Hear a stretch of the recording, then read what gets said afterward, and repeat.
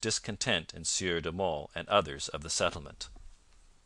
The survivors of the horrible winter at St Croix were not freed from anxiety until June 15, 1605, when Pontgrave, 6 weeks late, arrived with fresh stores.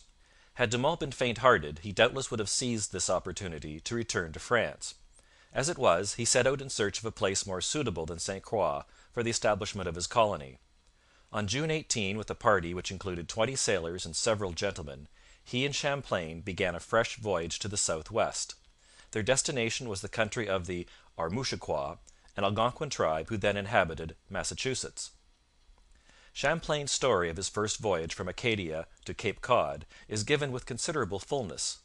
The topography of the seaboard and its natural history, the habits of the Indians and his adventures with them, were all new subjects at the time, and he treats them so that they keep their freshness. He is at no pains to conceal his low opinion of the coast savages. Concerning the Acadian Micmacs he says little, but what he does say is chiefly a comment upon the wretchedness of their life during the winter. As he went farther south, he found an improvement in the food supply. At the mouth of the Saco he and De Monts saw well-kept patches of Indian corn 3 feet high, although it was not yet midsummer. Growing with the corn were beans, pumpkins, and squashes, all in flower, and the cultivation of tobacco is also noted. Here the savages formed a permanent settlement and lived within a palisade. Still farther south, in the neighbourhood of Cape Cod, Champlain found maize 5.5 feet high, a considerable variety of squashes, tobacco, and edible roots which tasted like artichokes. But whether the coast Indians were Micmacs or Armouchiquois, whether they were starving or well fed, Champlain tells us little in their praise. Of the Armouchiquois he says: I cannot tell what government they have, but I think that in this respect they resemble their neighbours, who have none at all. They know not how to worship or pray, yet, like the other savages, they have some superstitions, which I shall describe in their place. As for weapons, they have only pikes, clubs, bows, and arrows. It would seem from their appearance that they have a good disposition, better than those of the north, but they are all in fact of no great worth.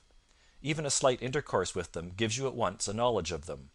They are great thieves, and if they cannot lay hold of anything with their hands, they try to do so with their feet, as we have oftentimes learned by experience. I am of opinion that if they had anything to exchange with us they would not give themselves to thieving. They bartered away to us their bows, arrows, and quivers for pins and buttons, and if they had had anything else better, they would have done the same with it. It is necessary to be on one's guard against this people and live in a state of distrust of them, yet without letting them perceive it. This passage at least shows that Champlain sought to be just to the savages of the Atlantic. Though he found them thieves, he is willing to conjecture that they would not steal if they had anything to trade. The thieving habits of the Cape Cod Indians led to a fight between them and the French, in which one Frenchman was killed, and Champlain narrowly escaped death through the explosion of his own musket. At Cape Cod De Monts turned back. 5 of the 6 weeks allotted to the voyage were over, and lack of food made it impossible to enter Long Island Sound. Hence Sieur de Monts determined to return to the island of St Croix in order to find a place more favourable for our settlement, as we had not been able to do on any of the coasts which he had explored during this voyage. We now approach the picturesque episode of Port Royal. De Monts, having regained St Croix at the beginning of August, lost no time in transporting his people to the other side of the Bay of Fundy. The consideration which weighed most with him in establishing his headquarters was that of trade. Whatever his own preferences, he could not forget that his partners in France expected a return on their investment. Had he been in a position to find an agricultural colony, the maize fields he had seen to the southwest might have proved attractive. But he depended largely upon trade, and, as Champlain points out, the savages of Massachusetts had nothing to sell. Hence it was unwise to go too far from the peltries of the St Lawrence. To find a climate less severe than that of Canada, without losing touch with the fur trade, was De Monts' problem. No one could dream of wintering again at St Croix, and in the absence of trade possibilities to the south there seemed but one alternative Port Royal. In his notice of De Monts' cruise along the Bay of Fundy in June 1604, Champlain says: Continuing 2 leagues farther on in the same direction, we entered one of the finest harbours I had seen all along these coasts, in which 2,000 vessels might lie in security. The entrance is 800 paces broad. Then you enter a harbour 2 leagues long and 1 broad, which I have named Port Royal.' Here Champlain is describing Annapolis Basin, which clearly made a deep impression upon the minds of the first Europeans who saw it. Most of all did it appeal to the imagination of Poutrincourt, who had come to Acadia for the purpose of discovering a spot where he could found his own colony. At sight of Port Royal he had at once asked De Monts for the grant, and on receiving it had returned to France at the end of August 1604 to recruit colonists. Thus he had escaped the horrible winter at St Croix, but on account of lawsuits it had proved impossible for him to return to Acadia in the following year. Hence the noble roadstead of Port Royal was still unoccupied when De Monts, Champlain, and Pontgrave took the people of St Croix thither in August 1605.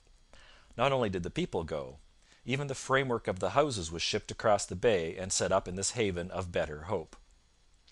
The spot chosen for the settlement lay on the north side of the bay. It had a good supply of water, and there was protection from the northwest wind which had tortured the settlers at St Croix. After everything had been arranged, says Champlain, and the majority of the dwellings built, Sieur de Monts determined to return to France, in order to petition His Majesty to grant him all that might be necessary for his undertaking. Quite apart from securing fresh advantages, De Monts at this time was sore pressed to defend his title against the traders who were clamouring for a repeal of the monopoly. With him returned some of the colonists whose ambition had been satisfied at St Croix. Champlain remained, in the hope of making further explorations towards Florida. Pontgrave was left in command. The others numbered 43. During the autumn they began to make gardens. I also, says Champlain, for the sake of occupying my time, made one, which was surrounded with ditches full of water, in which I placed some fine trout, and into which flowed 3 brooks of very fine running water, from which the greater part of our settlement was supplied. I made also a little sluiceway towards the shore, in order to draw off the water when I wished. This spot was entirely surrounded by meadows, where I constructed a summer house, with some fine trees, as a resort for enjoying the fresh air. I made there also a little reservoir for holding salt water fish, which we took out as we wanted them. I took especial pleasure in it, and planted there some seeds which turned out well. But much work had to be laid out in preparation. We resorted often to this place as a pastime, and it seemed as if the little birds round took pleasure in it, for they gathered there in large numbers, warbling and chirping so pleasantly that I think I have never heard the like. After a busy and cheerful autumn came a mild winter. The snow did not fall till December 20, and there was much rain. Scurvy still caused trouble, but though 12 died, the mortality was not so high as at St Croix.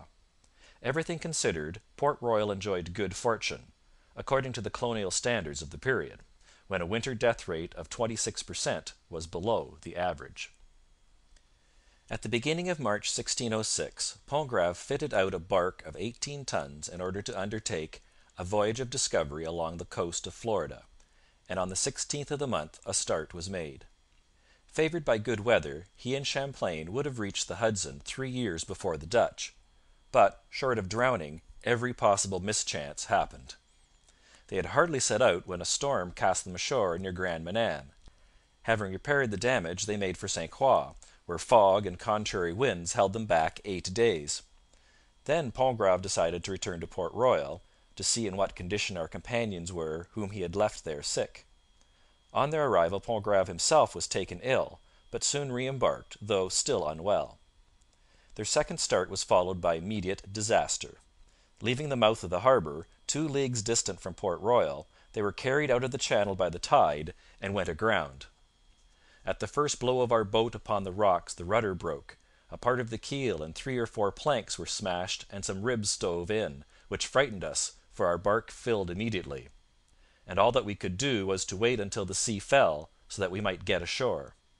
Our barque, all shattered as she was, went to pieces at the return of the tide, but we, most happy at having saved our lives, returned to our settlement with our poor savages, and we praised God for having rescued us from the shipwreck, from which we had not expected to escape so easily.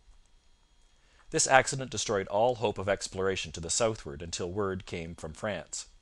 At the time of De Monts' departure, the outlook had been so doubtful that a provisional arrangement was made for the return of the colonists to France should no ship arrive at Port Royal by the middle of July. In this event Pontgrave was to take his people to